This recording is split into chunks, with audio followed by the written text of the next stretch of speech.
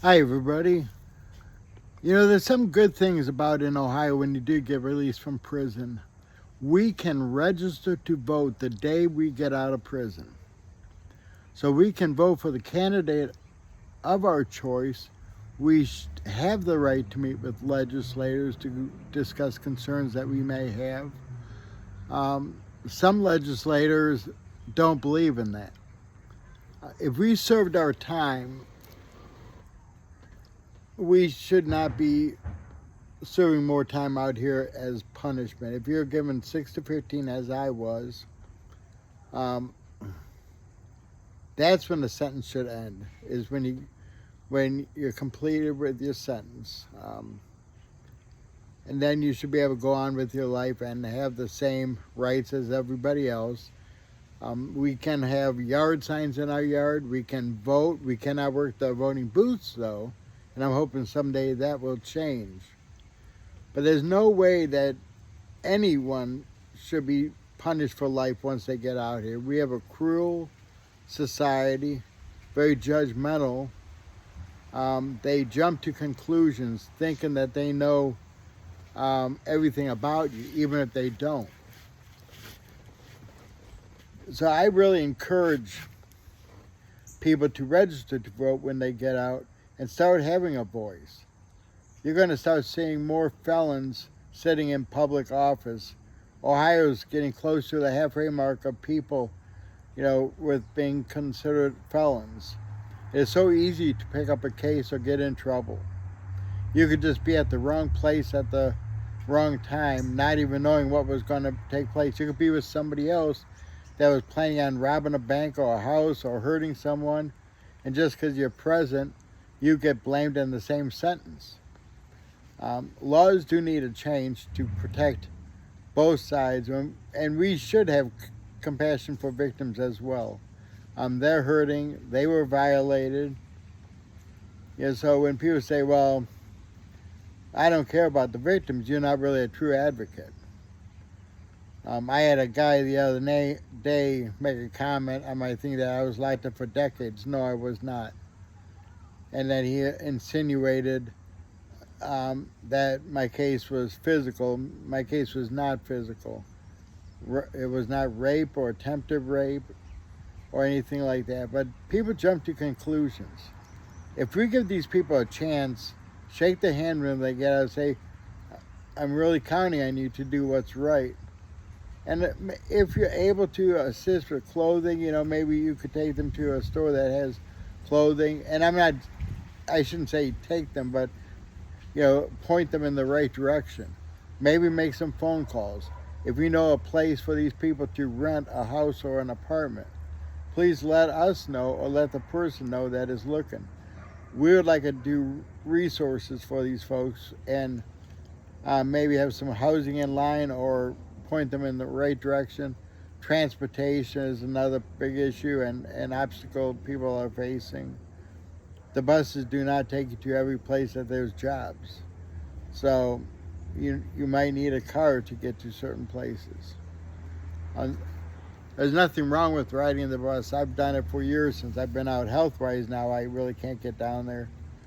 But we need to come up with resources, that we could point people in the right direction. Employment. If you know jobs that are hiring felons in Ohio especially, please let us know.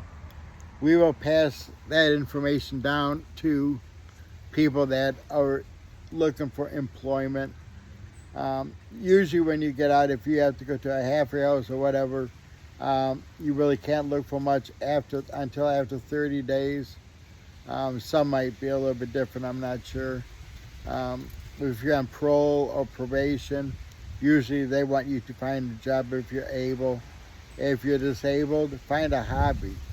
Do something to occupy your mind. Read the Bible. Go to church on Sundays. I highly recommend church. That's really what changed my life around. I was raised in a Christian home, but I did not always follow, what the Bible says, and I'm working on it today. We're not guaranteed we're going to be here next week, tomorrow, or whenever. So we need to make our hearts right and turn our life over to God. then you're going to start seeing things flourish in your life. Uh, and it's scary when you get released from prison. It really is. One thing, I was looking at the cars. I said, "Where's all the white wall tires?" I remember my dad handing me this little phone that's flip-flop. He said, call mom. So I get on the phone. I didn't know how to dial it. You just push numbers. And I'm taking the phone from my ear to my mouth, not knowing that you didn't have to do that. Candace took me up to, I forget if it was McDonald's or Burger King. I'm trying to get pop out of the machine. So I'm holding the cup there. I said, nothing's dripping. I felt so embarrassed. And she's videotaping it, and it was funny, but I did learn how to do that. So there's going to be big changes for people. And if you'd like to join forces with us on maybe resources of some kind, or just help us get the word out, or doing some research to see what would be available for people, that would be a big plus. The group I organized this last year was Hope for the Community, and we're trying to unite the community together. When I was a kid, you used to say hi to your neighbors, you knew them by their name, you were polite to each other. Nowadays, I might have talked to my neighbor 2 times in 10 years. Partly my fault. We need to show that we have compassion.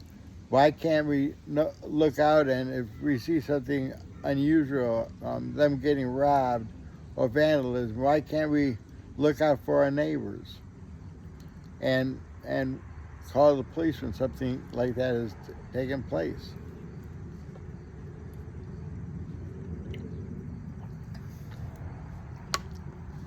So needless to say is we just need help. Understand before you judge. The group I'm associated with is trying to also get a proposal introduced into law on parole reform. I received a letter from the state rep after reviewing your criminal record, doing some research. State Rep Williams is no longer interested in meeting with you. Well, my concern was, since when do they look up everybody's record when they meet with them? I vote.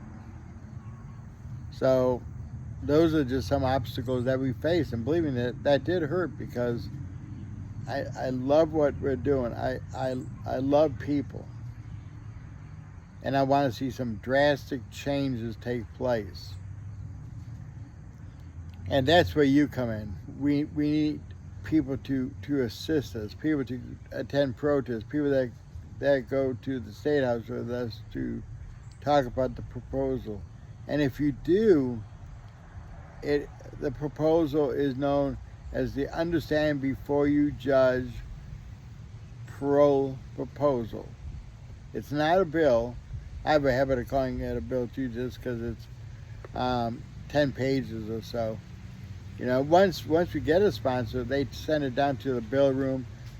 They do research, they put it together. 10-page proposal might be 2, 3, 4, 500 pages after they're done matching case law and other scenarios to it. So my email, folks, is hopeforthecommunity2024@gmail.com. Again, it's hopeforthecommunity2024@gmail.com. I'd like to hear from you. I'd like to network with you. Let's see if we can be part of the solution. Thank you, everybody. Have a great day.